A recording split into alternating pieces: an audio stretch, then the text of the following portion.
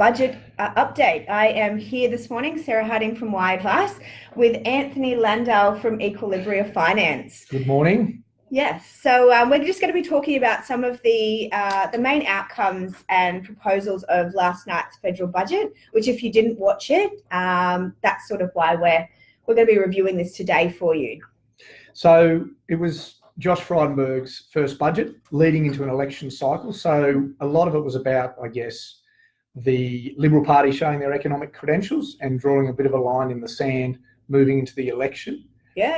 In terms of budget. It was an important budget. In terms of the objectives, I guess, they were looking at providing some stimulus and tax relief for the economy, keep the budget moving towards surplus. So if the objectives are implemented, they're predicting a surplus of around $7 billion next financial year. Bearing in mind this financial year is still in deficit, but next financial year looking at a surplus. Which is actually really exciting because it's the first year that will be in surplus in the last 11. I believe. So that's a pretty exciting budget to release. It is. It's a big effort to get back into surplus. And also, I guess there is the reality that part of the objective of the budget was we're moving into an election cycle. So having an eye on their economic credentials and creating some short-term relief for taxpayers. So I guess breaking down from that, what did you see as the main measures and winners out of the budget from what your perspective was last night? So there was a couple of groups that were big winners of the budget. So the first being the low and middle income wage earners with the tax cuts. So last year the government came out in their budget and mentioned these tax cuts, which have now actually been increased, which I think is a big win. So it's increased from about $10 a week to about $21 a week in terms of the back pocket. Over the next couple of years, which we'll potentially see. Eligible welfare recipients as well. So increased cost of energy. The government's basically going to subsidise people on welfare to be able to meet those payments, which is a big issue at the moment. So they'll be getting between $75 and up for a single and $125 for a couple as a one-off payment. Okay. Just to try and meet obviously the rising costs of energy bills at the moment, which is one of our big issues. Small businesses as well. So with instant asset write-off. So at the moment, with a small business, you can write off up to $25,000 for an asset. They're increasing that to $30,000. And also making businesses that are medium-sized businesses, which are earning between $10 and $50 million, access to that write-off as well. So for some of the bigger businesses. And that's immediate access as of last night? Yes, but only for things that they purchase after the budget. So if they've got something sitting around they purchased last year, then they can't use that. So that's a big win for small businesses. And they're also looking at maybe some future tax relief for small businesses as well. Which will be really great, making it easier for businesses to earn money. From a superannuation perspective, what did you see as some of the main winners? Because they made it easier for people from 65 to 67 to contribute to super. So the big winners from a superannuation point of view are people nearing retirement age, so people that are 65 or 67. And I think some of the things that have been released, which sort of weren't touched on very much last night, was that they wanted to bring a lot of the rules that they've currently got to be in line with the new pension age of 67. So with the work test, so anyone at the moment that is 65 and beyond, up to I think 75, needs to meet the work test. So they need to work 40 hours and 30 consecutive days.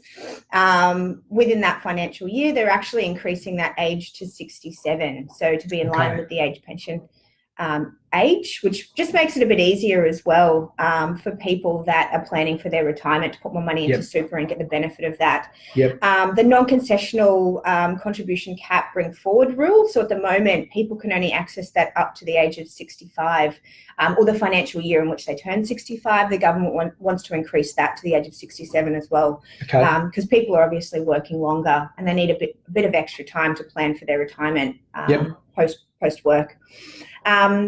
Spouse super contributions as well. So similar thing, they're increasing the age on that up to I think it's 74 years, Right. which will just mean that, if you've got one person that's not working as much as the other and has a smaller super balance, then you're able to obviously contribute to that spouse to even out the playing field. Yep. Or to make it more even, especially going into retirement with people needing to obviously earn income streams.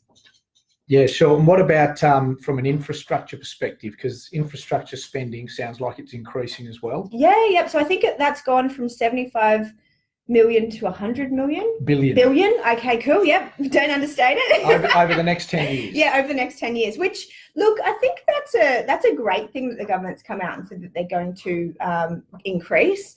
To say that, it's one thing to have a surplus in the bank and to have money in the bank, but it's another to actually spend money on infrastructure and our economy and making sure that we can, have a society that can sustain our population growth as well. So I think it really needs to be a bit of a balance between spending money on infrastructure and important facilities and health and schooling and all of that, and at the same time having some money in the bank. So I think the government, although it wasn't a very exciting budget that was released last night, I think it was a very practical one. Yeah. And I really think that there's quite a few people that, will actually benefit from some of the proposed policies that, they've released. Yep. So from a, I suppose one of the big things was the tax, income tax, the changes to the tax brackets, as well as the offsets. Let's talk a little bit about that, because that provides genuine tax relief for low and middle income earners. And that's going to be immediate relief in terms of some of the offsets will be available up to $1,080 for singles and $2,160 for dual income families. And those offsets will actually be available for the current tax year up until 2022. So that's putting money in people's hip pocket pretty much straight away, as distinct from some of the changes to the tax brackets. Do you want to explain some of those changes to the tax brackets and where ultimately the government wants that to land in terms of? Yeah, so I think if you have a look at what was released last year and then what was released last night, so I think what the government's trying to do is they're trying to squeeze more and more Australians into either the 19% or the 30% income tax bracket. So between now and 2024, they want the majority of Australians to be in those either low or middle income tax brackets, making it easier for people to obviously get ahead and not pay as much tax. And over time, they're looking at actually replacing the 32.5% and the 37% with a 30%. With the 30%, yeah, exactly. So they're trying to sort of consolidate those tax brackets into the one, which is semi in line with the corporate tax rate as well. It is, yeah. Which obviously makes it a little bit more fairer for people that don't go down the path of setting up their own businesses and having the ability to be able to obviously have those tax advantages. It's just making it more of an even playing field, which I think is a great thing. It is, and I'm just checking that. It looks like their objective there is to have a large percentage, 90% or something, of taxpayers under that 30% tax bracket, I think, is their it's a pretty large objective. Amount. So that's a pretty good outcome for wage earners in terms of, and for families, albeit some of that stuff is deferred. So that'll happen over the next 4 or 5 years. Yep. And obviously all of this is still to be legislated. Well, that's the thing as well. And so close to the next federal election, it will be very interesting to see what actually comes of that and whether or not the Liberal government actually stays in power and, how that actually plays out. Exactly. So a lot of the things that we saw last night may or may not become legislated depending on the outcome of the election. I know if Labor does get elected, they've got a few proposals that they want to and policies that they obviously want to see come forward, which I think would actually be very different to the ones that we saw last night being proposed. So if anyone's got any questions on the way through, type them in. Another question is part of the objective was around getting some stimulus in the economy.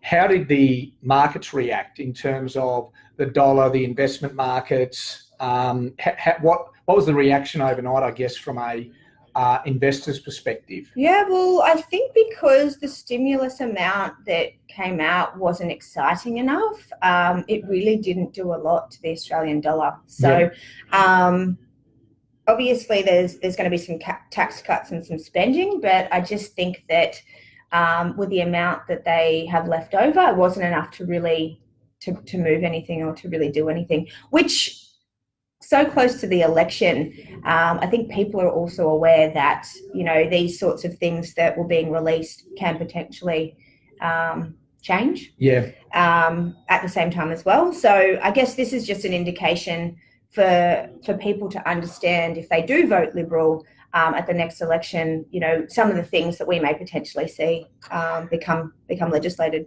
I guess the other point about that is that some of the cash back in the hip pocket with those immediate offsets may have some stimulus around retail companies, around around that sort of stuff. And as you said, the Aussie dollar didn't really move, and it may also not have much impact on the RBA, with some thought that there may be a couple of rate cuts on the horizon in the next 6 to 12 months. So it'll be interesting to see how that plays out. And another thing that was interesting with the slowdown in the housing market, there weren't really a lot of initiatives around house prices, around first home buyers, around housing supply in this budget. There was quite a bit in last budget, and there's obviously been some measures outside of government from the regulators, and also obviously the RBA's got an eye on that. But there wasn't really a lot in there around housing supply or pricing or housing affordability. Yeah, look, I'm actually kind of glad, because the last couple of years, there's been quite a few things that have been proposed and changes that have going to come through. But ultimately, I think the issue becomes, if the government introduces something, we have a change of government, then that will ultimately potentially be changed again. So I think we kind of just need, at the moment, some stability and things to play out, versus just trying to introduce some quick fixes into those areas. Even with superannuation as well, I was actually kind of glad that a lot of the super rules weren't tampered with. Ultimately, they're trying to make it easier for people to put more money into super leading up to retirement, especially because people are working longer, and the pension age is now 67. I think that was actually a good thing. But I think the government, not changing some of these things and having them be a bit more stable can actually increase confidence as well. Because I know if you keep changing the superannuation rules and regulations year on year, sometimes it can get quite overwhelming for people trying to build wealth, and that in itself can, affect people's confidence to use the system. I know I've dealt with clients in the past that don't want to use superannuation because they're scared of it, because they constantly do keep changing the rules and the playing field. So I was actually quite I was quite happy that there wasn't a lot last night in regards to major changes for that system. And there's been a lot of change in that. A couple of other interesting points. Obviously, a large part of Australia's in drought. They've set up a future drought fund of about $4 billion to try and help the responsiveness for the bush when we do head into drought. And there's some large infrastructure projects that have been proposed nationwide, upgrades as well as new projects, a fast rail from Melbourne to Geelong, Pacific Highway, the M1 upgrade and expansion. So there's projects scattered around Australia in terms of some of that infrastructure spend that we talked about before as well. Is there any other points of note that you saw last night that you wanted to pass on that you thought might be relevant to the people listening? I think we've covered the main areas. Medicare levy is going to stay the same at 2%. I think the Medicare levy low income thresholds are going to increase in line with CPI, which obviously isn't anything major. No. But I think we've covered most of the topics that will affect people that will potentially be listening. There's my dad. So hi, Dad. So in summary, the main winners, I guess, were low to middle income earners. So anyone that is working in those tax brackets, they're going to be winning. And some of the tax offsets. Small business, some good stuff for small business around the asset write-off as well as potential future tax relief. Superannuants. Retirees. And eligible pensioners and welfare recipients around some of the one-off payments that they'll be receiving. Exactly. I think that's really good. Okay. Awesome. Any other questions or things people would like us to cover? No? If you've got any questions, feel free to type them in and we'll get back to you later. So also we're running an event tomorrow night, basically relaunching my business, as well as having an expert panel discuss some of the proposed changes that we've seen in the media probably over the last 6 months in regards to what the Labor government want to introduce if they're actually elected at the next election. So the idea of creating this panel is just to create some awareness in the community in regards to how their votes and who they vote for will actually affect their ability to create wealth. So yeah, really excited for that. So if anyone's free tomorrow night in the city, in Sydney, feel free to come along, and we'll be discussing some of the main points that we've seen in the media. So things like the removal of franking credits, negative gearing. Yeah, the impact of the negative gearing, proposed negative gearing changes, the impact of the proposed CGT changes, the impact of the proposed change in energy policy. Just some of the major key changes that we may potentially see as of after May, if that outcome is to occur, and how that's actually going to affect people. I think a lot of people aren't thinking about that at the moment, and I think they really should be aware of that. Absolutely. So how do people register if they want to come along to that? Yeah, we'll put some details in the comment section below. So if you want to register, just jump on there and grab a ticket, and we'll see you tomorrow night. No worries. Thank you.